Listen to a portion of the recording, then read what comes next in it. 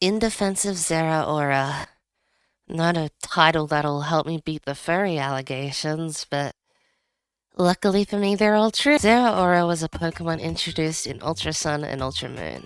And that's all I can say about it. Before this, every mythical Pokemon had like a reason to be in the region. Mew being the clone of Mewtwo, Celebi being the guardian of the Ilex Forest, Deoxys being the reason COVID exists. But then around the time of Gen 6, mythicals kinda got... I don't want to say stale, but do you remember Volcanion? No, you don't, you're lying to me. Yancy had a reason to be in Kalos. It was like a mutated leader of all the Carbink. A Carbink influencer, if you will. Hoop is the reason the whole Pokemon timeline's fucked up. And, Volcanion? It was the first fire and water type. And the only fire and water type. People theorize that Volcanion would be related to the power plant that's been locked up in X and Y. And this Pokemon theory is the cow. But that game didn't receive anything post-release. So we're just left to wonder until Pokemon Legends ZA comes out. When Gen 7 released, we got a bunch of new mythicals, and it continued the trend of them not being important at all.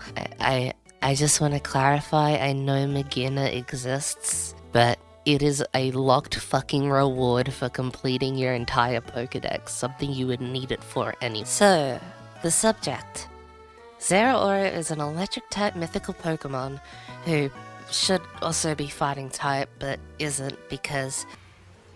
Fuck you. I've seen people complain about blatant furry bait Pokemon, but like, Lucario is based on Anubis, so it makes sense as to why it looks like that. Delphox and by extension Braixen was supposed to be like mage and magical girl respectively. Cinderace...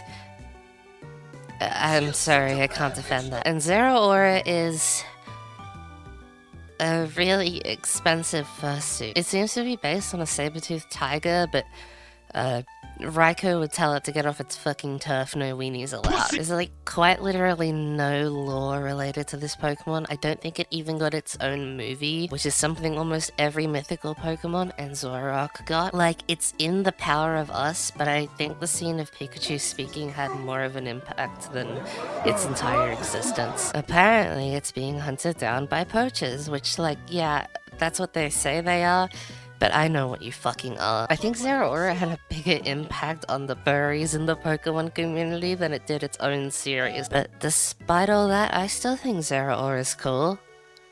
But please, I promise I don't know how those images got there. It uses its electrified claws to tear victims apart. Like, how fucking badass is that? It's also appeared in a few spin-offs, specifically the mobile game Rumble Rush, where it looks like that. And somehow it found its way into new Pokemon Snap?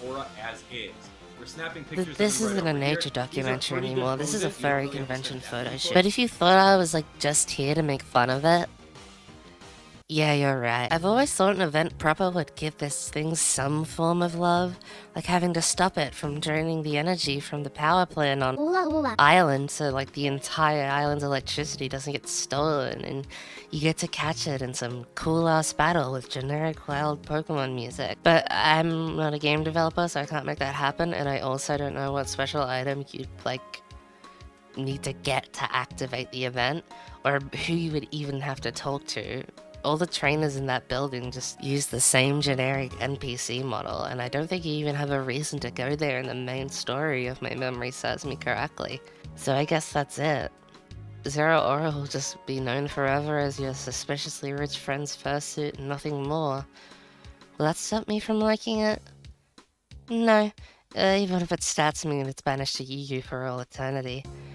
Trust me, I already have a fave that suffers that fate, but like, worse.